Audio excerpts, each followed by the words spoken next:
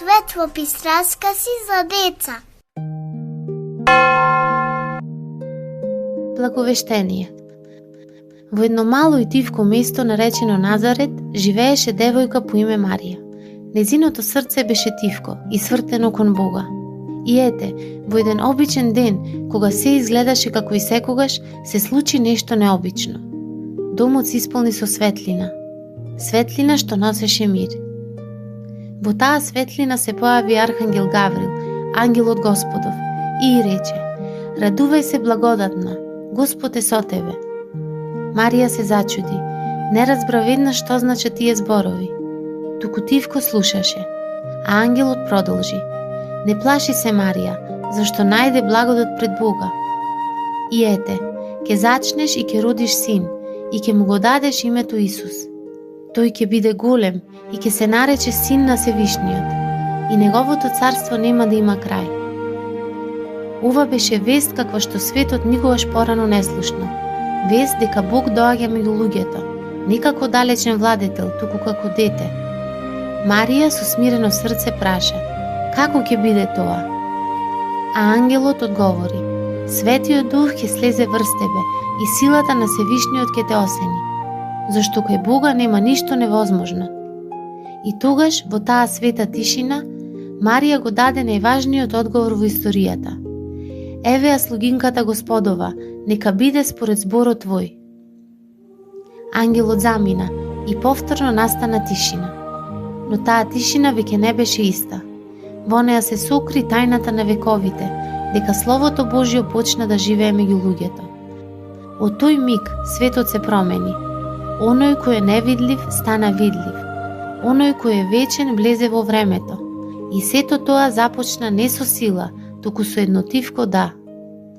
Затоа и оваа приказна не е само за Марија, таа е и за нас, зашто Бог и денес тивко доаѓа во срцето на секој човек. Не принудува, туку чека да му одговориме со вера, со доверба, со љубов. И ако некогаш ти изгледа дека ништо не се случува, запомни: најголемите Божји дела започнуваат во тишина. И најубавата вест во светот започна со едно смирено срце што рече да. Благовештението не е само спомен на еден настан од минатото, туку откровение на тајната на нашето спасение.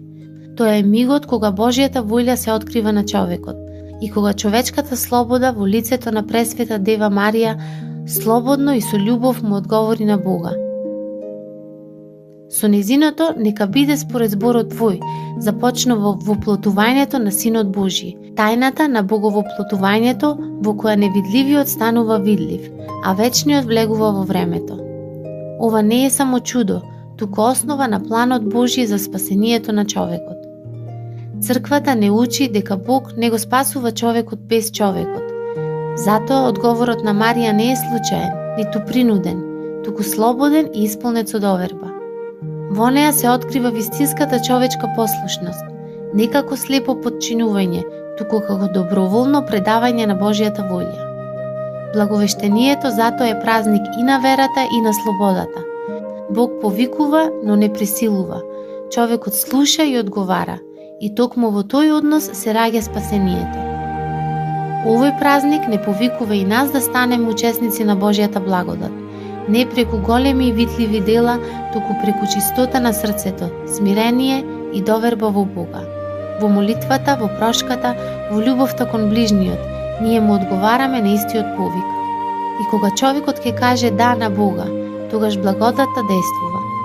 Тогаш и во него започнува нов живот.